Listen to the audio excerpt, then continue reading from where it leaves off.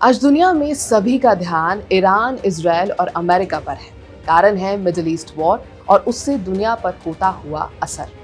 चाहे तेल की कीमत बढ़ना हो, चाहे फंसे हुए जहाज हो, चाहे बातचीत की कोशिशें हों या फिर जा रही लोगों की जानें। लेकिन इस बीच ऐसा लग रहा है कि रशिया ने अमेरिका से एक नई जंग शुरू करने की सोच ली है। और अगर रशिया अपने मंसूबों में कामयाब हो जाएगा तो शॉली शुरू हो जाएगी वर्ल्ड वॉर 3। क्योंकि अगर रशिया जिस रास्ते चल पड़ा है मंजिल तक पहुंच जाता है तो ये एक डायरेक्ट चैलेंज माना जाएगा अमेरिका को। क्या है पूरा मामला, आज बात इसी पर। नमस्कार, मेरा नाम है श्वेता शर्मा और शुरू होने वाली है नई जंग रूस और अमेरिका के बीच। इस सवाल का जवाब आज के वीडियो में। 2026 की शुरुआत से ही यूनाइटेड स्टेट्स ने क्यूबा की फ्यूल लाइफलाइंस को इफेक्टिवली कट ऑफ करना शुरू कर दिया। वॉशिंगटन ने उन देशों और कंपनीज को सैंक्शंस और टैरिफ्स की धमकी दे दी जो क्यूबा को ऑयल सप्लाई करते हैं। ये प्रेशर कैंपेन तब और भी तेज हो गया जब यूएस इंटरवेंशन के बाद वेनेजुएला में निकोलस मादुरो की सत्ता खत्म हो गई और वो सब्सिडाइज वेनेजुएलन ऑयल सप्लाई भी बाधित हो गई, जिस पर क्यूबा की इकोनॉमी लंबे समय से निर्भर थी। क्यूबा अपनी फ्यूल जरूरतों का सिर्फ 40% खुद प्रोड्यूस करता है। बाकी के लिए वेनेजुएला, मेक्सिको और रशिया पर निर्भर रहता है।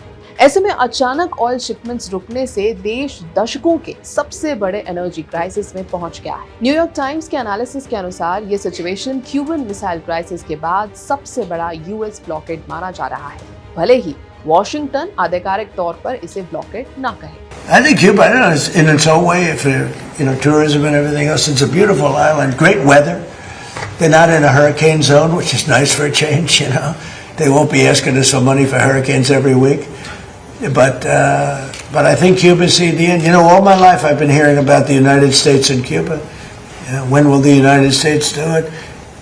I do believe I'll be having the honor of taking Cuba. That'd be good. That's a big honor. इस पूरी कहानी के केंद्र में है एक रशियन स्टेट ऑपरेटेड टैंकर जिसका नाम है एनाटोली कुलोटकिन, जो यूरोपियन वाटर से निकलकर अटलांटिक ओशन पार कर रहा है और उसमें तकरीबन 7,30,000 बैरल ऑयल लोडेड है। मैरीटाइम ट्रैकिंग फर्म्स के अनुसार ये टैंकर कुछ ही दिनों में कैरेबियन पहुंच सकता है। हालांकि इसका फाइनल डेस्टिनेशन ऑफिशियली घोषित नहीं किया गया। अगर ये शिप क्यूबा में डॉक करता है तो तकरीबन 3 महीने बाद ये पहला बड़ा ऑयल शिपमेंट होगा।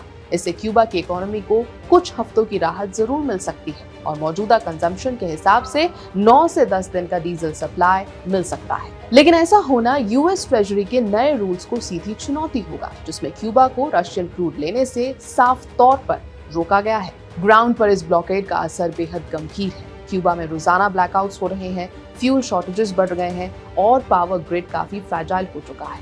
एक्सपर्ट्स के मुताबिक एनर्जी डेफिसिट पीक डिमांड का 30% से ज्यादा पहुंच चुका है, जिससे सरकार को इलेक्ट्रिसिटी राशनिंग करनी पड़ रही है। इसका असर आम जिंदगी पर साफ है। ट्रांसपोर्ट सिस्टम प्रभावित है, फूड प्रिजर्वेशन मुश्किल हो गया है और तो और पब्लिक हेल्थ सिस्टम भी फ्यूल शॉर्टेज और पावर कट्स के कारण दबाव में है। पहले से ही इकोनॉमिक क्राइसिस झेल रहे क्यूबा में ये सिचुएशन सोशल अनरेस्ट और प्रोटेस्ट का खतरा भी बढ़ा रही है। ये टैंकर सिर्फ एक कमर्शियल शिपमेंट नहीं बल्कि ग्लोबल पावर पॉलिटिक्स का हिस्सा बन चुका है। रशिया के लिए क्यूबा को ऑयल बेचना यूएस डोमिनेंस को चुनौती देने और कैरेबियन में अपनी प्रेजेंस दिखाने का एक तरीका है। वहीं ट्रंप एडमिनिस्ट्रेशन के लिए ये ब्लॉकेड 2 मकसद पूरा करता है। पहला, क्यूबा पर प्रेशर बनाना और दूसरा, रशिया को पनिश करना। यूएस ने साफ किया कि जो भी देश या कंपनी क्यूबा को ऑयल सप्लाई में मदद करेगी उसे सैंक्शंस का सामना करना पड़ सकता है। अगर एनाटोली कुलोटकिन क्यूबा में डॉक करता है तो हवाना को टेम्परेरी राहत मिलेगी और ब्लैकआउट्स कम हो सकते हैं। लेकिन यूएस को डिसाइड करना होगा कि वो सैंक्शंस बढ़ाए या अपनी क्रेडिबिलिटी पर रिस्क ले और तो और रशिया से पैरेलल युद्ध शुरू करे या ईरान से डील करे।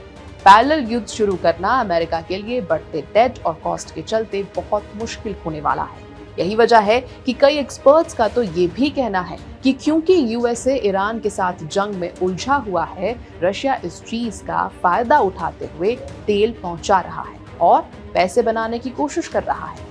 अगर शिप यूएस प्रेशर में रूट बदल लेता है तो ब्लॉकेड मजबूत होगा, लेकिन क्यूबा का क्राइसिस और भी गहरा जाएगा।